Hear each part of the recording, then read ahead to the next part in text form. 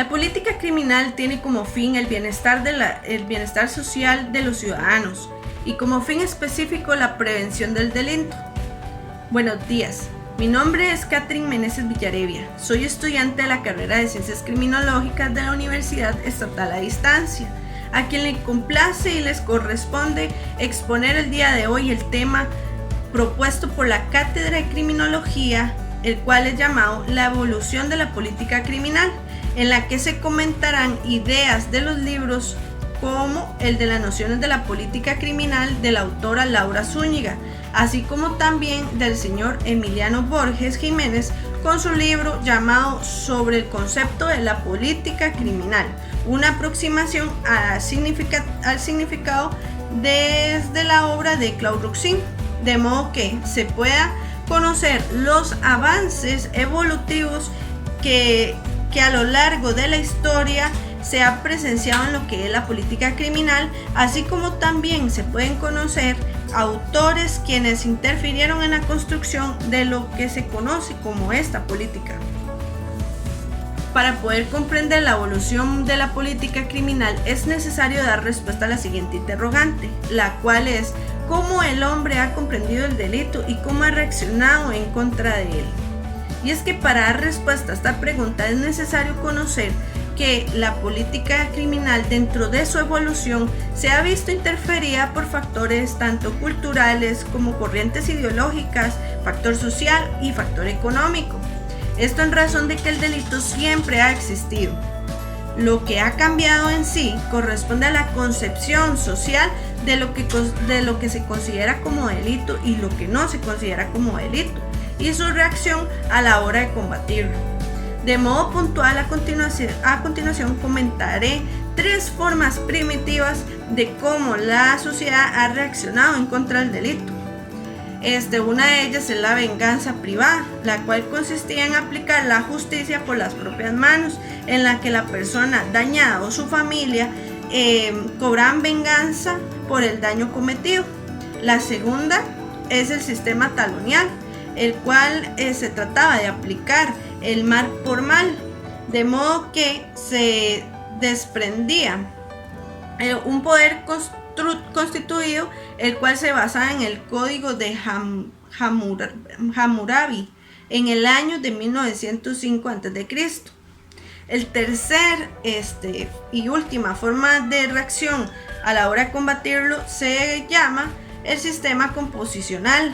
que era un método en el que se le cobraba al infractor el pago en especies o el pago en dinero por el daño causado.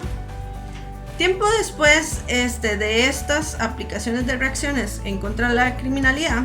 se comienza a adoptar una ideología judeo-cristiana, la cual establecía que el delito y el pecado eran ofensas para Dios, siendo así como los delincuentes eran sometidos a torturas y tratos crueles, esto por medio de lo que era la Inquisición. A partir de todo esto comentado, se fueron despertando una serie de corrientes y pensamientos filosóficos que se oponían a esta reacción cruel frente al delito, por lo que se concentraban en la erradicación de estos excesos en los excesos del régimen antiguo, siendo así como se empezaron a alinear en lo que fue la Revolución Francesa. Así fue como se comenzó a escuchar y a resonar el nombre del reconocido César Beccaria, quien fue el verdadero fundador de la política criminal, el cual establecía que era mejor prevenir los delitos antes de punirlos. Él estableció la racionalización del delito, es decir, que era indispensable la objetividad por encima de las decisiones de los gobernantes y los legisladores. Esto lo expuso en su famoso libro que se llama Del Delite en the Pene en 1964. Con base a lo anterior, se comenzó a generar un nuevo movimiento filosófico que se sustentaba en el liberalismo y se conoce como la Ilustración, estableciendo que el Estado debía limitar los aportes punitivos bajo el prisma de la libertad. Así fue como aparece en la escuela clásica en la que tu participación, Rousseau, el cual expone que existe un pacto social un pacto social el cual consiste en el poder que le otorga el pueblo al gobierno, esto basado en la creación de los delitos y en las sanciones por medio del voto y de la elección hacia esos representantes. Tiempo después se desarrolló otro nuevo modelo de Estado, en el que se pasó de un Estado liberal a un Estado social, generando una contrapuesta a la escuela clásica, en la que se establecía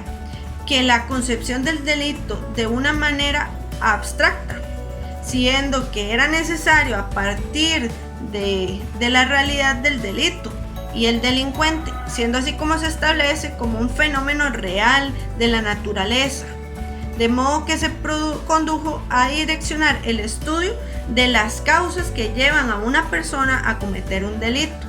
Aquí es donde entra la participación del reconocido Lombroso y Ferry.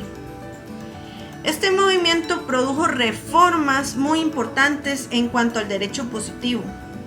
como por ejemplo la introducción de las medidas de seguridad a casi todos los códigos penales, instaurando la doble vía, en el que el sistema de sanciones y en el sistema de naciones, en el que dotan a la sanción penal como un fin preventivo social. Antes de las dogmas de lo que era la política criminal y la penal, eran concepciones muy distintas, siendo que la primera, que era la política criminal, se enfocaba en las estrategias destinadas a los poderes públicos para disminuir o frenar las tasas de criminalidad. Mientras tanto, el derecho penal le correspondía el área punitiva, siendo así como por medio del uso de estas dos herramientas se buscaba que los poderes públicos aplicaran la política criminal para ayudar al máximo la seguridad del ciudadano, y en el caso del derecho penal se pretendía brindar la protección a los derechos humanos de las personas que eran autores de delitos. Es así como aparece el renombrado Franz von Liszt, quien dijo que el derecho penal era la piedra de tropiezo de la política criminal. Fue así como este autor promueve una ciencia integradora, donde todas las disciplinas que sirven para estudiar el delito fueran a integrarse en ella. Con base a lo anterior es como se concebió la idea de que el derecho penal y sus límites constituyen una unidad en sí misma, por lo que es a partir de la concepción que surgen más ideas que conforman lo que hoy se conoce como la política criminal integradora, la cual trabaja de lleno en la prevención de la manifestación del fenómeno criminal. Actualmente en nuestro país se puede ver reflejado este tipo de políticas en la prevención estatal en cuanto a la reducción de la criminalidad, en la que instituciones tales como por ejemplo el INAMU, el IMAS, el PANI, el Ministerio de Educación, Fuerza Pública, el Ministerio de Justicia y Paz, el Ministerio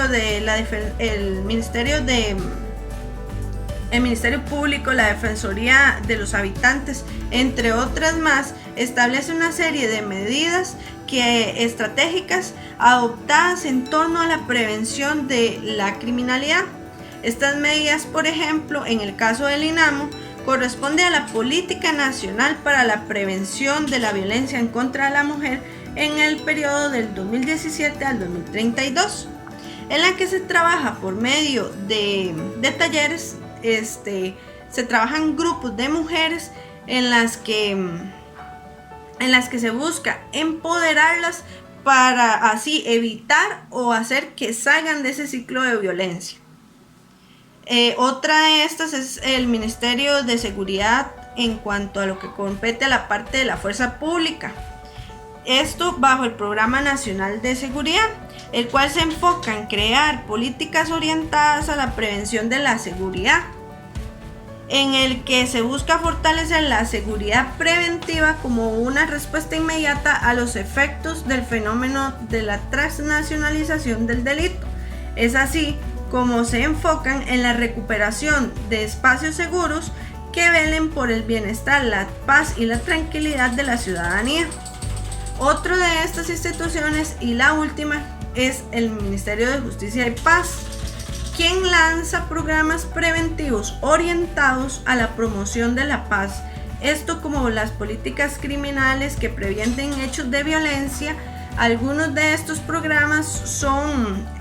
como la educación para la paz, en la que busca la promoción de valores, actitudes y conocimientos dirigidos específicamente a las personas menores de edad. Esto como un método preventivo para la sociedad futura.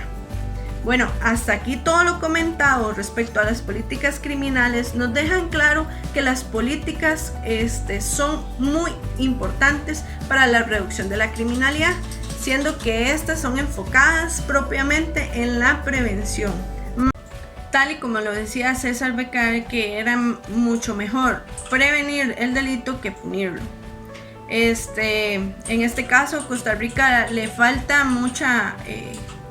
reformas en cuanto a lo que es la política criminal, pues aquí lo que más se practica es una política más orientada al área punitiva, siendo así como se puede ver los problemas sociales que se enfrentan a raíz de estas decisiones de los poderes del Estado. Pues estas decisiones lo que acarrean es más hacinamiento carcelario, por ende se da más segregación, más marginación, más pobreza y otros factores asociados al crecimiento de la criminalidad. Por lo que hasta lo comentado hasta aquí nos muestra a nosotros como criminólogos la importancia y la necesidad de buscar medidas que se adopten en el área tanto privada como pública en cuanto a medidas de prevención para contrarrestar los efectos y la manifestación de la criminalidad. Eso sería, les agradezco la atención, que Dios los bendiga. Feliz tarde.